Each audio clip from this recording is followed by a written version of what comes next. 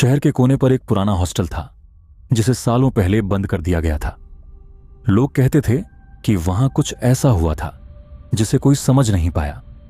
कहते थे कि वहां किसी की आत्मा भटकती है जो लोगों को अंदर जाने से रोकती है।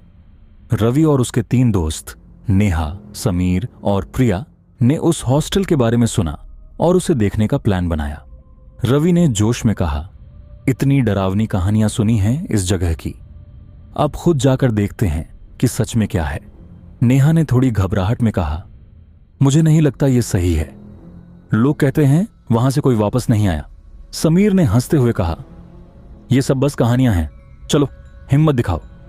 चारों रात में हॉस्टल पहुंचे। लोहे का गेट जंग लगा और भारी था।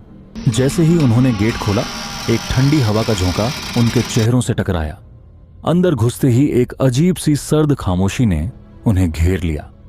हॉस्टल के अंदर एक लंबी और अंधेरी गैलरी थी। गैलरी में हवा की सिटी जैसी आवाजें आ रही थीं।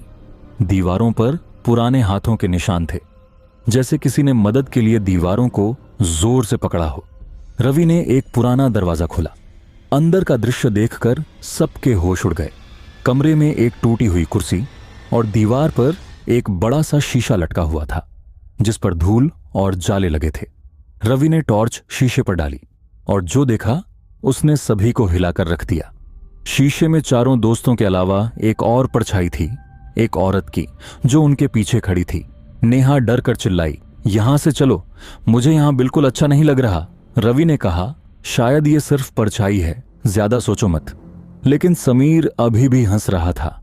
ये सब तुम्हारे दिमाग का खेल है। जैसे ही समीर ने एक कदम आगे बढ़ाया, अचानक एक पुरानी घंटी की आवाज सुनाई दी। वह आवाज गैलरी के हर कोने से आ रही थी, लेकिन घंटी कहीं दिख नहीं रही थी। प्रिया डर के मारे रवि का हाथ पकड़ चुकी थी।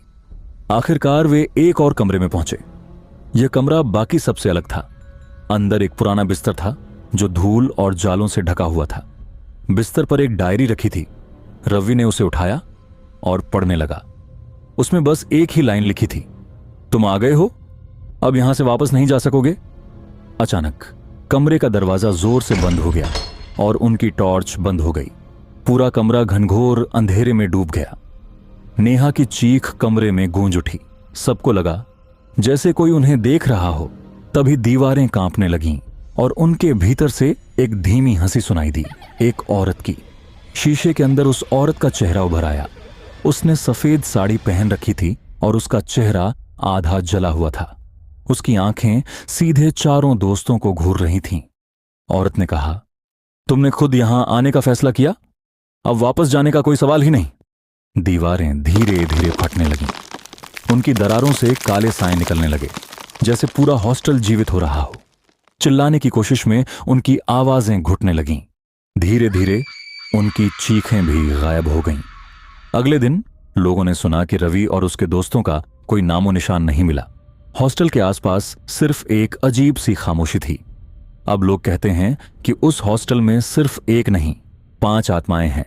एक औरत और उसके साथ 4 नए चेहरे जो हमेशा के लिए उस जगह का हिस्सा बन चुके हैं।